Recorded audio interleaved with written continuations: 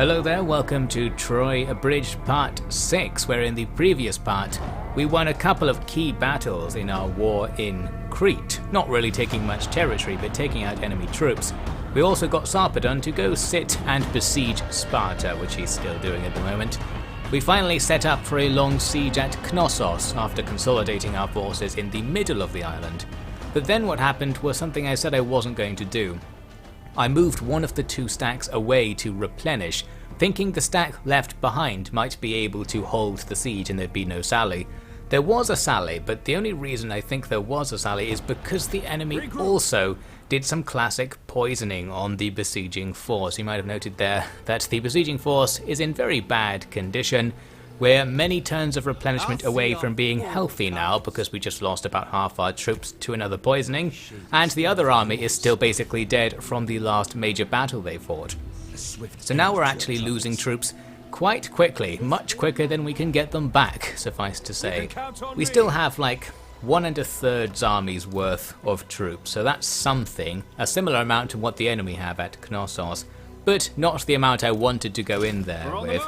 I recruited another spy there ready to try and fight back against this agent spam. And then I'm just going to have my two dead armies stand next to each other so they can reinforce and try and time out the siege again, try and wait for them to get siege attrition so they die off. There's another siege going on in the next turn. Up in the island, the place that was attacked by the Pythians recently is attacked again by one of the other mainland factions. However, the army they attack with is way worse than what we have here, so we just kill them. They actually held me under siege for a turn and they got a negative trait for not sallying against them, which is annoying. But now they are dead. And next we're going to do a bit of trickery, because in the previous turn I did a prayer to Zeus, which has now popped off. I think what it does, it gives you plus 10 or maybe plus 20 to all possible deals you can make through diplomacy. And that happens to cause some factions to not want to be at war with us anymore, so during the prayer period we can now end wars, and of course the non-war status will continue after the prayer. So we can use this to our advantage. Since the peace deal is above 0 acceptance, we can add extra terms to it to bring it down and it will still be accepted. And that allows us to first take a bunch of food off of the nearby islands, then we get a bunch of money and a bit of wood off the guys we just defeated in battle, some of the mainlanders, and then we seal another deal. This was one where the peace treaty wasn't enough, but if I threw in non-aggression, they were willing to do this long-term barter where they're going to give me some money and food over time. So that's another mainlander faction out of the wars, and that just clears things up a bit. Now we're not at war with like everybody over there. I feel a bit safer. We've got one more war we could end, but ending it wouldn't net me any resources, so I didn't, in case we can get some of it later. With all those wars out the way, I decided to take the troops that were defending the islands and go off to help Sarpedon, because I am a bit worried that he's out there on his own, and if a nearby faction declared war on him, he could be overwhelmed. So those guys will eventually arrive to support. Meanwhile, down on Crete, this enemy priestess has killed the envoy in one of my armies, increasing my upkeep costs. There's me failing to take out the priestess, unfortunately. There's like a 40 to 50% chance that your spy will get rid of an agent. So far I've tried it 3 or 4 times and it's worked none of the time, so that's all good news. At the start of the next turn, the new spy that I recruited turns up dead, so didn't get to use him very much. Tried to take out the enemy spy here, and then my spy ends up dead as well. So we have decisively lost the agent war for Crete. The only upside to all of this agent death is because the enemy agents are just constantly killing my guys off, they're now not poisoning my army, so that's what I really want. And I was so enamored with that idea that I actually decided to make an envoy here. I checked the list and saw that an envoy can't kill enemy agents, so it's not very useful in the agent war. But it can just stand there and get killed. That's much more valuable to me than having the enemy spy go and kill half of my troops at the siege, and then the siege being a sally and the enemy winning, something like that happening. So I'm willing to pay to keep up the agent distractions as the siege timer counts down. And another timer we've had going for the last 5 turns or so is the one at Sparta, and they're now basically dead, so Sarpedon just finishes them off. And that's a nice symbolic win. We've taken Sparta's capital. There's no actual advantage to controlling a capital in the game. There's no in-game effect, unfortunately. But it is a good settlement, so there's that, and Sarpedon is ready to move on after that since he didn't really lose any troops. Once I hit the end turn button, those Achillean Pythians are back at it again. An army has returned to our islands, annoying since we've just vacated the islands with our local forces. And this time they're not going to attack the walled settlement, a shame because that army probably would lose if they tried to attack it. Instead they're attacking the smaller garrisoned, unwalled settlements. And there's not much we can do about this. We're just going to let them win anytime they attack. Looks like it went for a sack there, so that was a waste of everybody's time. Here's a nice example of selling pointless things to our allies. Our allies want military access, well you better give me some money for it. And we can sell military access to all the minor factions at the north end of the map and stuff to get more money whenever we need it. Now a surprise, Menelaus, who we previously saw on Crete, has secretly come back to Greece and is able to retake Etis in this surprise attack. So that's unfortunate, but now that we have Sparta, he's still at a disadvantage up there. Looks like my most recent agent hire has been successfully killed according to the quote-unquote plan. That means our troops remain unpoisoned, so they're not dying, but the enemy are now going to start dying. They are taking siege attrition. We're also now about to face a rebellion in the region, so gonna have to fight someone else after we fight the Spartans to retain control of it, but that's all good. As for the Menelaus situation, Sarpedon moves out right away. I can even set an ambush on the road down to Etis and get a bit of replenishment and stuff as we wait. Gonna throw out another agent, this time a priestess because everything else is at the cap, just to keep the enemy's attention on Lato there so they don't come back over towards Knossos. The Pythians attack the same place they just sacked again, win again, and sack it again. Big waste of time again. I don't think that's really going to do anything, sacking somewhere that's just been sacked, so thanks for not really doing anything significant. Then a more significant attack. There's another Spartan army in the west of Crete, and it comes over to take our westernmost territory, so that is unfortunate, but that's also where Sparta's luck runs out, because Menelaus moves to the north towards Sparta and gets ambushed in a completely one-sided battle by the looks of things, where we can just easily auto-resolve his whole army to death. Down they go, so Sarpedon will be clear to retake Etis after that, and Sparta's territory on the Greek mainland will be severely diminished. The priestess we just hired is dead. This would be very frustrating if I wasn't hiring them to die. If I was actually trying to play the game with these guys, the fact that I can't do anything without instantly dying would be a major turn-off. But the fact that those people have successfully died for me is now lived out here at Knossos, because we can auto-resolve the half-dead garrison. Lost a bunch of trash, but that's fine, we can get it back. Anything to skip doing the actual fight. I considered doing a loot and occupy in order to get some of the troops back, but the replenishment wasn't that good, so we'll just move on in.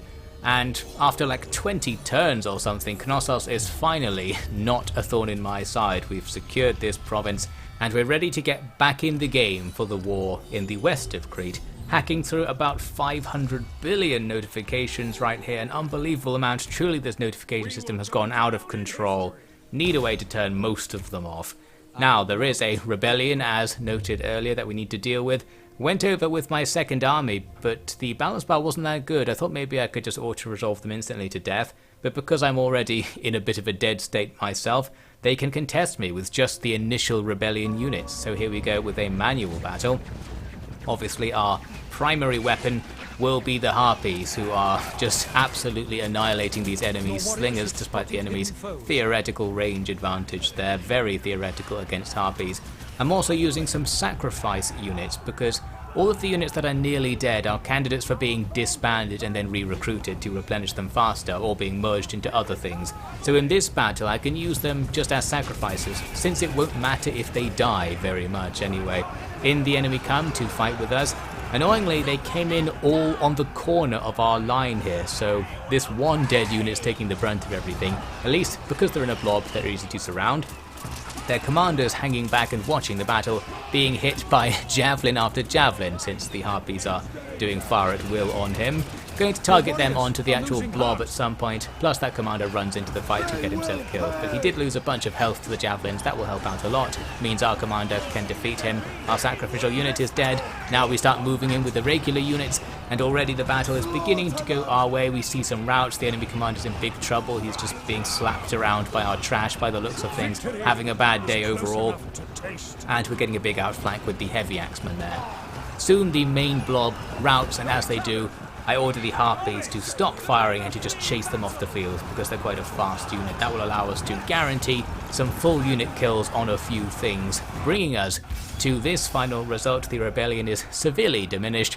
We lost some stuff, but the stuff we lost was mainly the stuff I didn't mind losing, as mentioned. So that's okay. It's actually not quite over because the rebellion is still alive. Might as well go finish them off, just a few thousand notifications, and then we go for the next phase of the battle. This time it definitely is an auto-resolve, and we actually do lose stuff in this auto-resolve since I had nearly dead units in the army. But that doesn't matter, we're finally here. We're at a point when we can start replenishing and regrouping and recruiting more units. Our 2 stacks will now start moving back up to full strength. We know there's another enemy army in the west and they'll probably spam some more units over there, but our spamming ability should be greater because we've annihilated their economy back in their home territories. Obviously our economy is not going to be benefiting from the fact that we keep getting zacked out on the islands, but the islands aren't all that important, I guess. And we know the enemy aren't benefiting from it very much either, since they're just sacking stuff over and over again. As you can see, there are now 2 armies currently doing the sacking, so it's getting a little bit worse. That's unfortunate. You get a glance here at what's actually going on in Achilles' home territory. Looks like the Trojans have a strong beachhead on the mainland, so Paris and Hector might be able to get us out of this war if they can just take out all of the stuff up there for us. We'll cheer them on. We're going to enter a new war here, as one of our random allies is attacking some other random faction on our side of the Aegean. Luckily that faction doesn't look too strong, so I can join the war and honour the alliance and then just do nothing. Now we're going to take advantage of spies being OP for ourselves by first diminishing the garrison of Etis. There's basically nothing there now as we come in to kill them, and the 1 officer Sparta recruited. So that's Etis back under our control. Sparta still have another territory in the area though. Some of the territories nearby are owned by the Corinthians. Here's me getting military access with them so we can walk through their territory to go over to the west there, where there's another place just called Sparta apparently according to that map, but it's actually called Pylon or something like that. So we'll go and take them out next. Here's me looking at the spy upgrade tree, noting that I need to be a higher level to upgrade my poisoning, and that's all I care about, so I'm just not going to take any upgrades at all for now. I came up with this theory about what's going on here on the islands. I thought the enemy seems to attack my walled settlement while I had an army here, and then after I left they only attacked the non-walled settlements. So I figured if we throw this guy within the walls, the AI might want to kill him and come over here rather than just taking out all of the peripheral settlements. That was the idea. For now they don't immediately take the bait because we see Achilles himself now leading this elite army over here on Minoa, blowing the place up a little bit more and then running off towards my new garrison notably.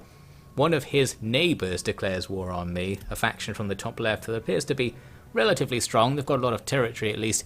Wants to be at war with me, and I'm going to call in half of the rest of the map as my allies to join in that war. So that's handy. We'll see if anything comes of that. Back on Crete, I'm still trying to win the agent war. We don't need it so much. I'm just throwing agents at the enemy agents, trying to take them down, and we just can't do it. That agent did so badly he became stupid after his attempt to assassinate that guy. Not quite sure what's going on, but it's just not happening for us over there.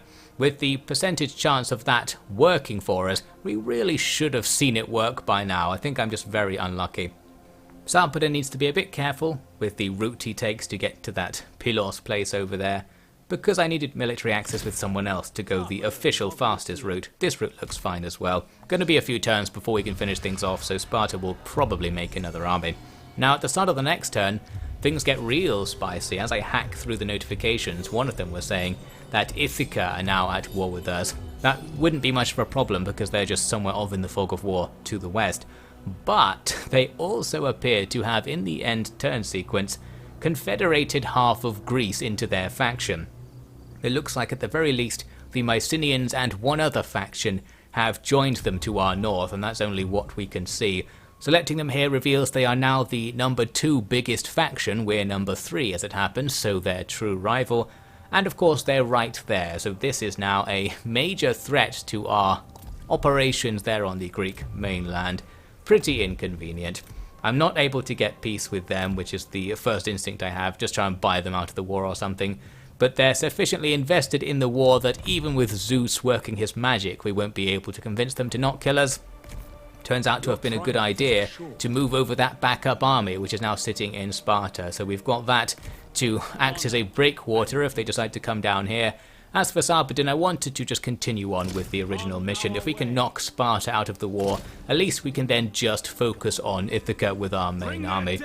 Down on Crete, we're going to have a relatively easy time now. The army that was there at Lapa isn't there by the time my two armies get over there. Just an easy auto-resolve, so we take it instantly. Nice. After that, it looks like there could be some weight to my theory, because Achilles does come and besiege our walled settlement on the islands. He's got a gigantic advantage if we try to sally, so we don't want to do that. His army's just really, really good, plus he's pretty good. I'm sure he's providing buffs as well. So we're just going to wait that one out. The only chance we'll have is if they do a siege attack without first sieging us down with the siege attrition. Checking out the stats on their units there. They've got like double or triple our melee stats, and they've got some unbreakable units as well. All looking good. Maximum damage there. Trying to defy the size of the bar for damage. Probably going to get killed by those guys pretty soon. At least the agent war is carrying on in a very familiar and comfortable fashion. That being that absolutely everything I do continues to fail. This is costing me money, it's giving the enemy experience, I expect, and overall it's just incredible how unlucky I am being there. At least further west, the battle for the rest of the island is going pretty well. The relatively large army we saw in this area isn't here anymore, as far as I can tell. They do have a smaller army. It could be the larger one has gone back to Greece at this stage. So, we first do the old siege garrison cancel thing to make them retreat. They move out of range of the town. Then we kill the town with our two armies, losing a few units, but that's okay. And immediately after that, I'm going to follow on to attack that small army. They are though standing in reinforcement range of the town to their west, so we get this battle. That balance file was good enough that I just went in and auto-resolved that without really thinking about it. It was fine. We killed the army and we also killed the garrison of the town. We just about have enough movement to move on in and exploit that by occupying the town for free. So that's that. Looks like Crete is going to fall, just one more small place to take, and then those armies will be reinforcements for the war in Greece, I suppose. But before we find out what's going to happen with that, we've got this to deal with. Achilles does make the attack I wanted, so this is my one chance to win this battle. We need the towers to take out some of these really good troops, because our guys certainly aren't going to. And of course the walls will give us a chance to bombard them with ranged attacks with armor-piercing abilities and things like that. Just hard to predict whether it's going to be enough. We've got 3 attacks coming in, 2 in the north, 1 in the south. You can see these guys have these gigantic shiny tower shields. Would be pretty useful for doing a siege attack, but it looks like it's not blocking stuff. They seem to be doing some animations as if something's damaging them anyway. As for all the other guys without shields, they'll be in trouble as the battle starts, since they are going to have to run through a bunch of tower shots and slinger and javelin attacks. There's Achilles with a particularly egotistical looking strut. Maybe he actually has a different walk cycle to everyone else to show that off. So yes, now we just wait for the enemy to break through the gates with their various rams, and we check to see whether their really good melee troops are dying to our ranged attacks. And the good news is, it looks like they are. They're starting to take casualties, which is great because that might not be the case once they actually start fighting our generic infantry in melee. Up they come with ladders, and in they go with rams, and here you can see some of these champions of India just getting annihilated by the towers with those stupid death animations. So this is perfect. They're going to lose half their troops before they get in, just what we needed. And some of the other units are more regular kinds of units, so all of our garrison trash might be able to bring them down. Looks like some full units of spearmen have died as they reach the wall, so the ranged units are doing their job. And here, well, Achilles has opened up the gate. Looks like a unit behind him died on the way in, but he himself might be enough to clear things up. We nearly get him there with a few jabs through the shins, but not quite the Achilles heel. It would be a fun mechanic in the game if there was an extra hitbox or something and he instantly died if something hit his heel, but it doesn't work like that, obviously. So now he's just going to fight with our trash infantry and we'll see what happens. At the other gate they've broken through and they're starting to fight with my stuff with their good melee units. This is quite a good melee unit for me as well, the Heavy Eastern Spearman. It's a tier 4 unit, and we have jabs throwing into the back of stuff. So while we actually do lose that melee fight in the end, we take down a lot of the enemy in the process, so much that they're basically dead afterwards, and our ranged units will finish off what's left outside of the walls, with help from the towers of course, so that's all good. Similar stuff happening at the northern wall, all the ranged units outside are just being killed over time, and while their stuff on the wall is probably trading quite well with our Kopech swordsmen here, we can just spam more stuff at them. We've got more things waiting down below the wall to jump in on that fight. As for Achilles, well, he came over and started fighting with one of my heroes. That probably is not going to go well for us. I didn't really pay attention to this, so my hero is just going to get annihilated real fast by Achilles, who I guess is like an anti-hero class or something. Never actually looked into how all the different classes of hero work, but our guy routs and runs off, and then he jumps in to fight with the nearby crowds of enemies, crowds of allies I should say, and then he dies. He just straight up loses to some random guy, bit of a dance shown off there, and that's the end of that. I think our men should be more happy to have brought down the legendary hero Achilles, but I guess contemporaneously he probably wasn't that legendary, since a lot of the legend came hundreds of years after he was dead. Anyway, that effectively ends the battle. Everything's already been taken out, except for those really good melee troops who broke through in the south. Only a few of them were still alive, but they're unbreakable, so they were still making their way to the capture point. I was able to catch up though with a hero, and since heroes do a lot of damage to single targets, they can just instantly kill those high quality troops, and that's the end of the battle right there. So I was kind of nervous about that fight going into it. I thought it might go really badly, but it went really well. We absolutely annihilated them. We could have won that battle with a smaller army. Overall, Achilles is in trouble, and that's another embarrassing moment for this whole antagonist faction thing. He's not doing very well at antagonizing us. Looks like he's going to swarm some of the Trojans on his coast, so that's something, but all the Trojans need to do is act as a distraction, even if they don't win the war. I'm sure we'll get there eventually. We're going to end this part for now, and in the next part, we'll see what happens when the Ithacans grab together all of the might of the Peloponnese and throw it at us in what I'm sure is supposed to be going towards the final act of the campaign. We don't actually need to defeat Ithaca, but realistically we do, because they're on us from now on. Join me next time to see what I'm talking about.